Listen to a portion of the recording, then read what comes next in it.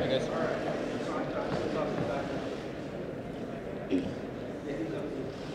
CK, are we all good? All right, good afternoon. Thank you for joining us today. Today, we end the spring session of the General Assembly in stunning failure. Stunning failure by the supermajority Democrats who control our legislature.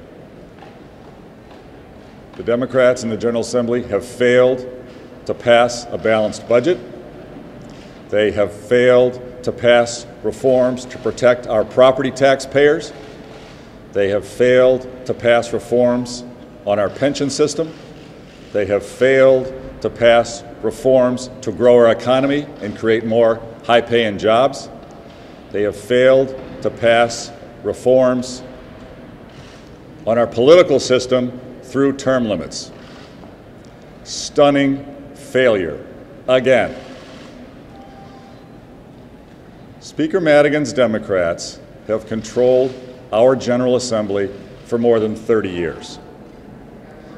Speaker Madigan's Democrats have controlled spending in our state government for more than 30 years. Under the Democrats' control, we have the highest deficits, the highest debt, the highest unfunded pensions of any state in America. Under Speaker Madigan's Democrats, we have the highest unemployment rate of any state in America. Under Speaker Madigan's Democrats, we have the highest property taxes of any state in America. Under Democratic control, we lead the nation in people leaving the great state of Illinois. We have to change direction. We must fundamentally reform our government so it works for the people again. And we have got to stop spending money that we don't have. We have got to stop the deficit spending. Now. We have to stop it now. The budget that the Democrats passed is $7.5 billion out of balance. To pay for that budget would require our income tax to increase to 5.5%, a massive income tax hike to pay for this unbalanced budget. The Democrats know that the people of Illinois, the small business owners, the job creators of Illinois, don't want a massive tax hike. So they're not being honest. They're not talking about the tax hike. They just want to appropriate the spending, let our unpaid bills pile up, and then, after the general election in November, put in the massive income tax hike. That is their intent.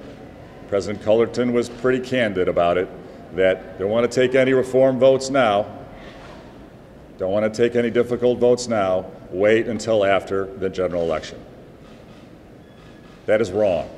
We have tried in good faith to work with the Democrats for the past year through our working groups on a bipartisan basis to come up with reforms so we can get a truly balanced budget, grow our economy, and protect our taxpayers.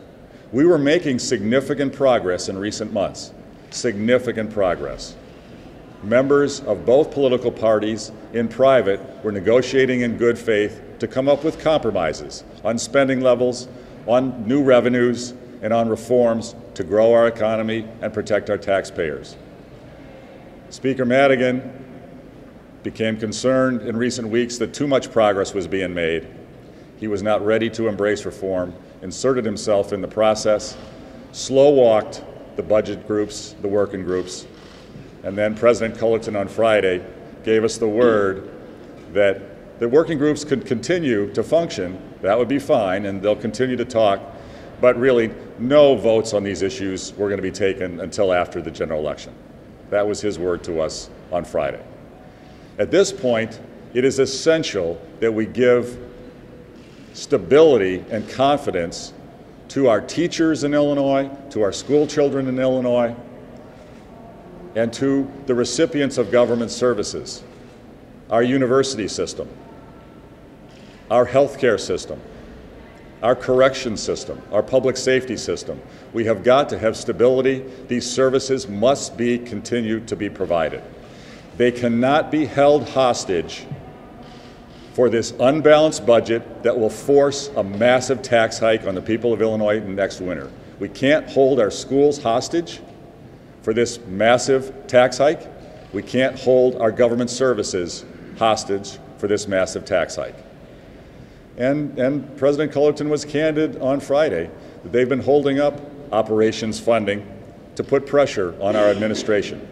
They want pressure in our correction system. They want pressure in our healthcare system. They want pressure on our university system. That is wrong. It's not fair. We can't allow it. That's the reason we have introduced two bills.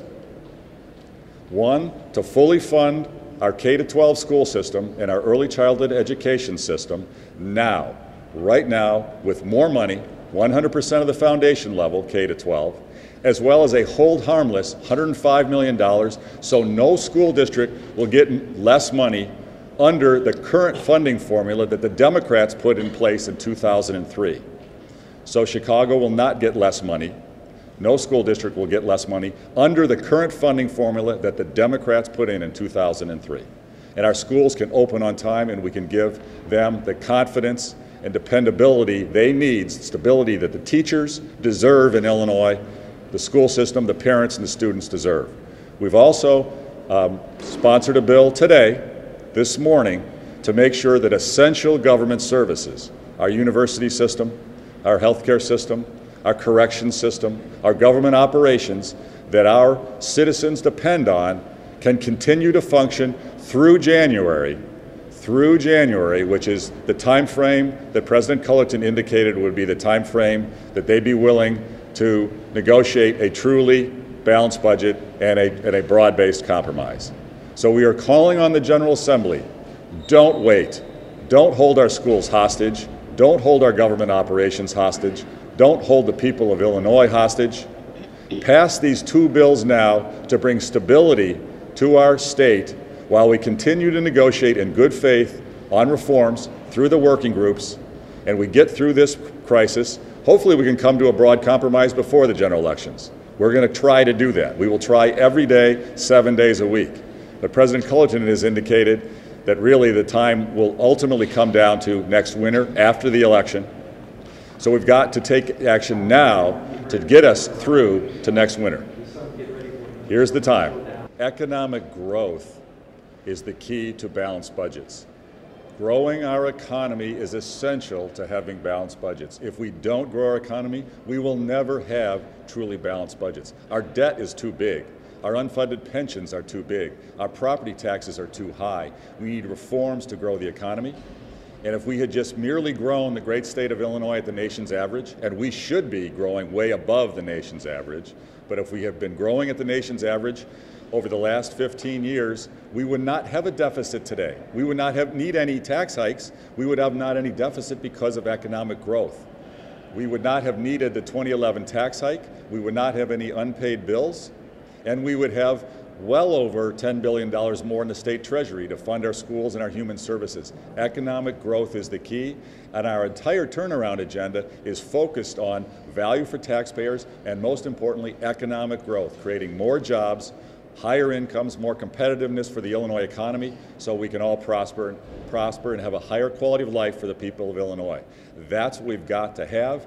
It's clear we've been going in the wrong direction for too many years, and our agenda is about turning that around, and that will lead to balanced budgets in the long run. Family incomes, on average, have declined over the last 17 years. We are going in the wrong direction, and struggling families are hurting. Their property taxes are too high. They don't have enough job opportunities. The key to rising family incomes is a healthy, competitive economy, creating multiple jobs for people to choose from. That's what raises family incomes. And some have said, well, it hurts the middle class, or it's a race to the bottom to have these types of reforms. I hear that very frequently. The tragedy is, look at the other states that have much more pro-growth, pro-turnaround agenda items in their policy. Texas, Tennessee, Indiana. They are growing faster than us, and factory workers in Texas which many people say, well, that's an anti-worker state, that's a pro-business state. Factory workers in Texas make more money than factory workers in Illinois. Factory workers in Indiana, when you adjust for the cost of living, make more than here in Illinois. We've got to change, and economic growth raises everybody's incomes. The special interest groups that like the status quo, they're spinning things that are just not true.